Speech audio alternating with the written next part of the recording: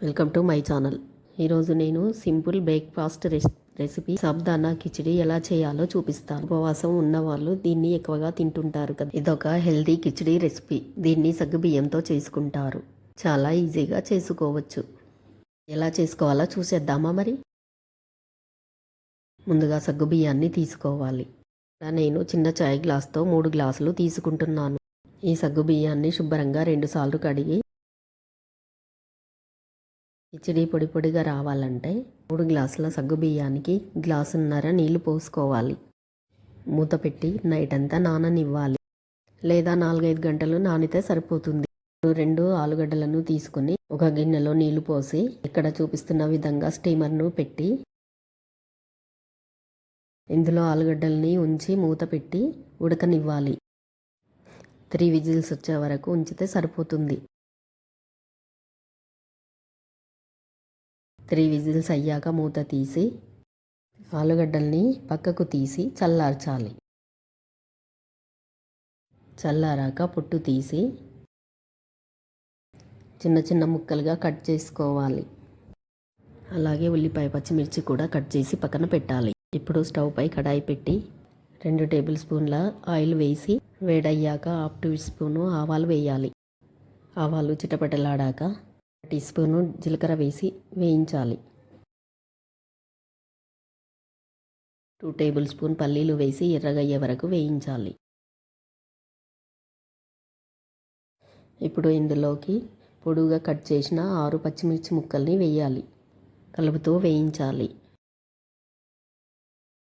పచ్చిమిర్చి వేగాక ఉల్లిపాయ ముక్కల్ని వేసి లైట్ బ్రౌన్ కలర్ వచ్చే వరకు వేయించాలి. ఇప్పుడు ఇందులో కరివేపాకు వేసి కలపాలి. అలాగే 1/2 టేబుల్ స్పూన్ అల్లం వెల్లుల్లి పేస్ట్ వేసి పచ్చివాసన పోయే వరకు వేయించాలి.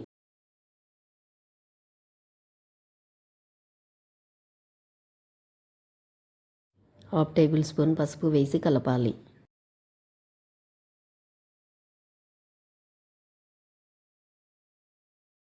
ఇప్పుడు 2 టేబుల్ స్పూన్స్ సాల్ట్ వేసి కలపాలి.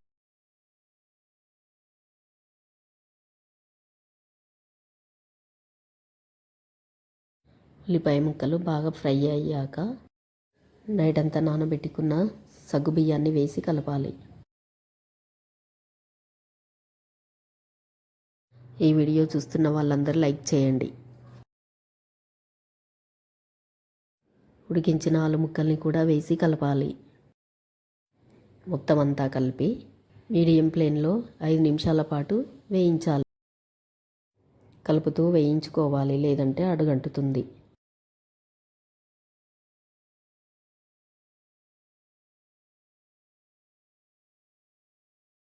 ఇప్పుడు కొత్తిమీరతో గార్నిష్ చేసుకోవాలి. అంతే, సగ్గుబియ్యం కిచిడి రెడీ అయినట్టే. ఇప్పుడు దీన్ని ప్లేట్లోకి తీసుకొని సర్వ్ చేసుకోవాలి. ఇది ఎంతో టేస్టీగా ఉంటుంది, అలాగే హెల్దీ కూడా. ఇది బ్రేక్ఫాస్ట్గా అయినా తీసుకోవచ్చు, లేదా లైట్ డిన్నర్కైనా తీసుకోవచ్చు. చూసారు కదా, దీన్ని ఎంతో ఈజీగా చేసుకోవచ్చు. మరి మీరు కూడా ఈ హెల్దీ రెసిపీని ట్రై చేయండి. ఈ వీడియో మీకు నచ్చినట్టయితే లైక్ చేయండి, షేర్ చేయండి, సబ్స్క్రైబ్ చేయండి. కామెంట్ చేయడం మర్చిపోకండి. Thanks for watching.